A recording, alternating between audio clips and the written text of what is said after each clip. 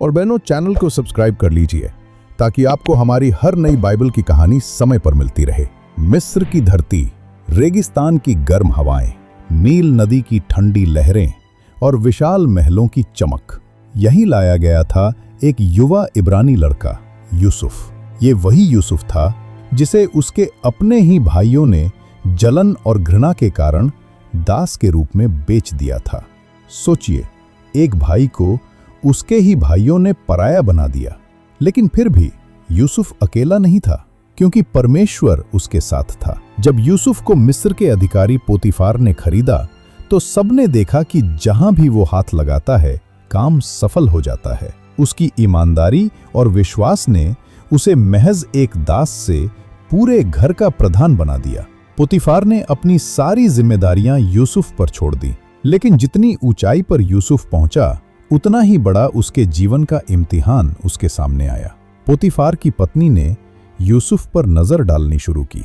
वो जानती थी कि ये युवक सिर्फ रूप और सौंदर्य से ही नहीं, बल्कि चरित्र और धर्मी स्वभाव से भी दूसरों से अलग है।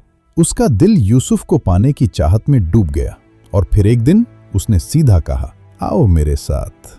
उसके ये शब्द यूसुफ के कानों में गूंज उठे। एक तरफ प्रलोभन था, शरीर का आकर्षण, आनंद का वादा, लेकिन दूसरी तरफ था परमेश्वर का भय, उसकी आज्ञाएं और वो पवित्रता जिसका पालन करना यूसुफ ने ठाना था। यूसुफ ने उत्तर दिया, मैं ऐसा कैसे कर सकता हूँ?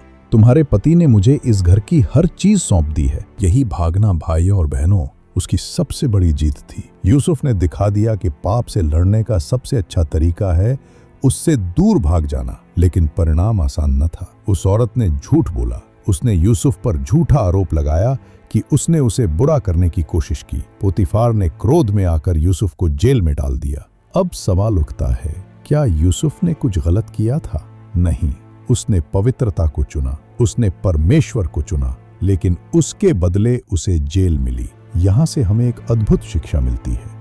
कभी कभी जब हम सही काम करते हैं तो दुनिया हमें गलत ठहरा देती है, लेकिन याद रखिए, परमेश्वर कभी नहीं भूलता। यूसुफ जेल में था, लेकिन परमेश्वर वहां भी उसके साथ था। और एक दिन वही कैदी मिस्र का प्रधान बनकर पूरी दुनिया को भूख से बचाने वाला बना। इसलिए भाइयों और बहनों, यूसुफ की कहानी हमें ये सिखाती है कि जब प्रलोभन आए तो परमेश्वर को याद करो। जब पाप आकर्षक लगे तो भाग जाओ, क्योंकि पवित्रता ही वो कुंजी है जो अंत में आशीर्वाद और सम्मान के दरवाजे खोलती है।